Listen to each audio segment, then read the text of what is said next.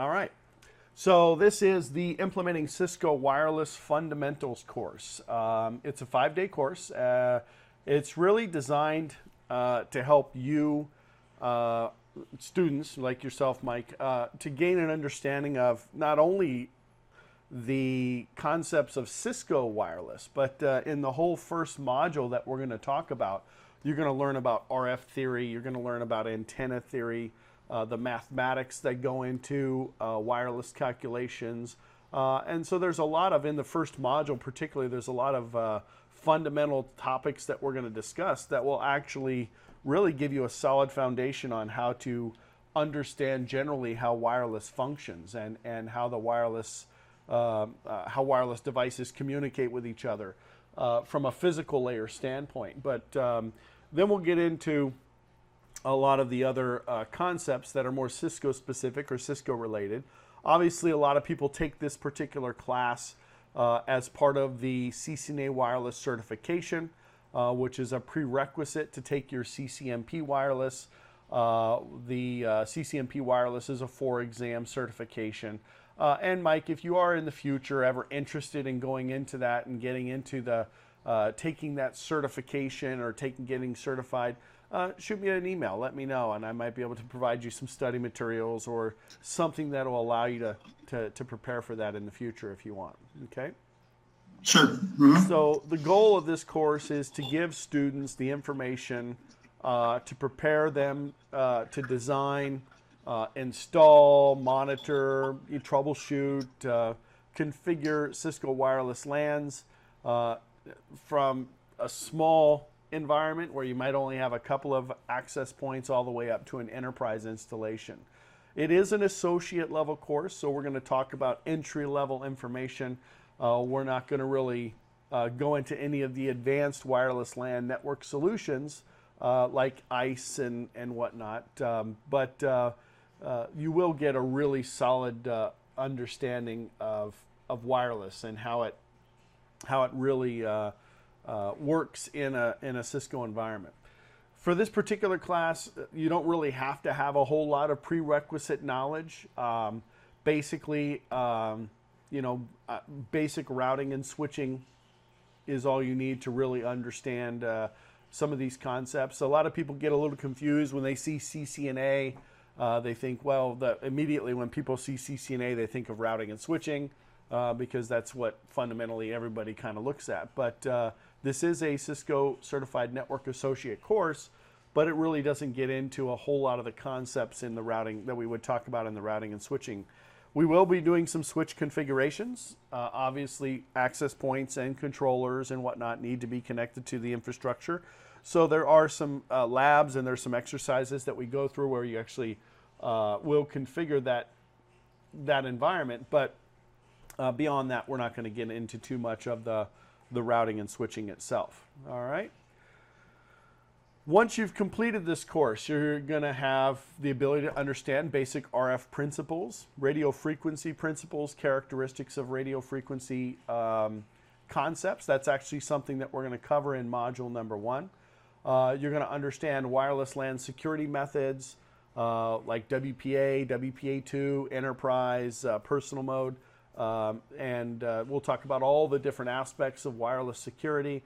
We'll take a look at the Cisco wireless LAN architecture when we went from an autonomous environment where all the access points were managed autonomously and individually, and they were separate entities within the enterprise, all the way up to the converged access where we talk about wireless LAN controllers. We talk about the different modes that access points can operate in.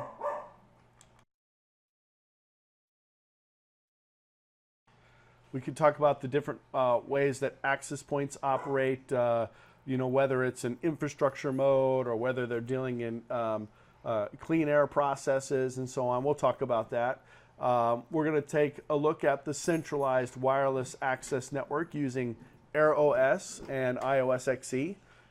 Not really a whole lot of differences between those two operating systems, but there are some fundamental differences between them. We'll take a look at, in the course, how to actually implement a converged wireless access network using iOS XE software on our access switches and wireless LAN controllers.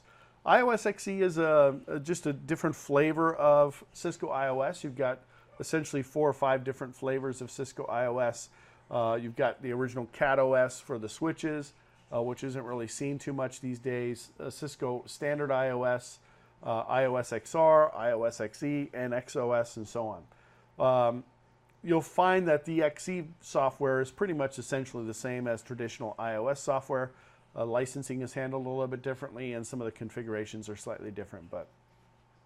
And then we'll also take a look at implementing small remote access wireless networks using things like FlexConnect, autonomous access points, or cloud-based architectures like Meraki or cloud-managed access points. And then we'll wrap up the whole course looking at basic wireless LAN maintenance and troubleshooting, and then finally looking at what's required to actually implement wireless design, and so on. All right, so let's take a look at the proposed schedule. I say proposed, and the reason I say that is because oftentimes we don't cover all of these components. For me, it's more important that we get quality as opposed to quantity. Cisco does like to jam in quite a bit of information into these courses along with the labs. We have about 1,000 slides that are included in this course, and then on top of that you've got all the labs as well. So my goal here in this class is not to make sure that we cover everything despite lack of knowledge in a particular topic. It's more important for me that you have very good understanding of what we are covering and that you really gain that knowledge. Okay. Yep. But this is definitely the schedule that we're going to try to adhere to. Course intro, of course, module 1, which is really all those fundamental components that I talked about: radio frequency, mathematics, antenna theory, etc. So it's a really, really interesting day today. We're not doing any labs today, but there is a lot of really interesting stuff that you're going to see in this particular section. Day 2, we'll get into module 2. That's when we'll start to do our basic, our initial labs. We're going to do security and client access, talk about security concepts like WPA, WPA2, etc. Then we'll get into defining the wireless network architecture, which is really just an overview of all the different components that Cisco has in their wireless environment. Day 3, implementing the centralized wireless access. Implementing that means essentially controller-based configuration. The wireless LAN controller is a basic device. It's a very robust device. I mean, it has a lot of functionality and a lot of capability. I'm sure you've had a chance to at least see what that controller looks like, but we'll take a look at that. And of course, we'll be doing labs where you get to manage that as well. And then on day 4, more of the implementation. So we're looking at converged wireless access, which actually, interestingly enough, is kind of going away. Cisco is moving away from the converged access stuff, and they're just going straight to the controller-based access, and we'll describe what the difference is based on that. Then we'll look at implementing small remote wireless access. That might include things like FlexConnect, or it might include autonomous APs. And then finally on day 5, maintenance and troubleshooting. And then module 8, time permitting, basic wireless LAN design. Okay, so that's what our goal is. Now, if you do decide to go and get your certification, or if you want to just see about more information about the certification process, you can go to cisco.com/go/certifications, and you can actually log in with your Cisco Connection Online account and see a couple of things, actually. Any kind of certification progress, if you've actually taken certification exams. There's a lot of great resources on this site, too, for additional study material and so on. So, and I know that Firefly is also providing a lot of additional information for you guys in the process of learning here. So, all right, this particular class is part of the overall certification process from Cisco. It is what we call an associate level certification. So there's really only one thing that falls under the entry level, and that would be CCENT, which is ICND1, basically networking fundamentals, kind of like a Network Plus type certification. And then you have CCNA, CCNA voice or collaboration, data center, et cetera, et cetera. Lots of different CCNA type certifications. And that's where this particular class sits. You can, if you choose, go beyond that up to the professional level or even up to the expert level. Have you taken any certifications, Mike? I took the CCNA. Okay. So you're probably familiar with the process. The certification is valid for 3 years. Take any associate level exam or professional level exam. It'll renew everything at the associate level. And as you move up, with a CCIE, all you have to do is take a written, and that renews your other CCIEs as well as anything below that. So lots of opportunity to kind of stay up to date and so on. So we already kind of talked about this. You actually gave me a very good description of all the information that the reason that you're taking this class and so on. And it's cool that you're kind of the jack of all trades. I think that's a really good way of learning a lot of different things. Obviously, you kind of get thrown into the fire quite a bit, but Right. But it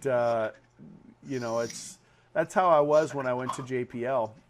I wasn't a systems guy. I mean, I didn't work on desktops and servers, but when it came to the voice and data infrastructure, we pretty much had to handle everything. I mean, we had a small team, so.